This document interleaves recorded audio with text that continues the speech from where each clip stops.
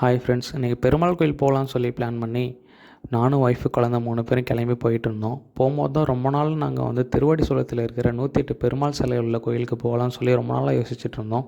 So அதனால் அந்த கோயிலுக்கு போனோம்.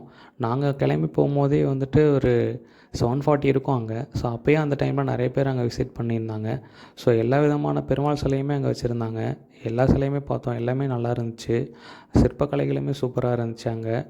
கோபுரமும் எல்லாமே நல்லா வச்சுருந்தாங்க. எல்லா ஊர்லேருந்தும் உள்ள பெருமாள் சிலையுமே அங்கே வச்சுருந்தாங்க. ஸோ நம்ம இப்போ திருப்பதியில் உள்ள பெருமாள் சிலை மாதிரியே இங்கே ஒரு பெரிய சிலை வச்சுருந்தாங்க. திருப்பதியில் நம்ம பெருமாள் சிலையை பார்க்கவே விட மாட்டாங்க. கொஞ்ச நேரம் தான் பார்க்க விடுவாங்க. ஆனால் இங்கே ரொம்ப நேரம் இருந்து நல்லா தரிசனம் கிடச்சிதாங்க. நல்லா பார்த்தோம். சூப்பராக இருந்துச்சு சிலையுமே. ஸோ பெருமாள் சிலை மட்டும் இல்லாமல் அம்மனுக்கு தனியாக ஒரு சிலை அங்கே இருந்துச்சு. அது தானாக தோன்றிய அம்மன் சிலை அப்படின்ற மாதிரி சொல்கிறாங்க. அதுவுமே சூப்பராக இருந்துச்சு. உங்களுக்கு ஒரு டைம் நீங்கள் விசிட் பண்ணி பாருங்கள். உங்களுக்கு பிடிக்கும்னு நினைக்கிறேன். ஸோ இன்னுமுமே அங்கே ரினோவேஷன் ஒர்க் நல்லா பண்ணிகிட்டு இருக்காங்க. ஸோ நல்லா டெவலப்மெண்ட் பண்ணணுன்றதுனால நிறையாவே டெவலப் பண்ணி நிறையா பண்ணிகிட்டு இருக்காங்க. ஸோ விசிட் பண்ணி பாருங்கள் ஒன்ஸு. ஸோ அப்படியே பார்த்துட்டு நாங்கள் வர வழியில் ஒரு காஃபி ஷாப்பில் டீ குடிச்சிட்டு அப்படியே கிளம்பி வந்துட்டோம். இந்த வீடியோ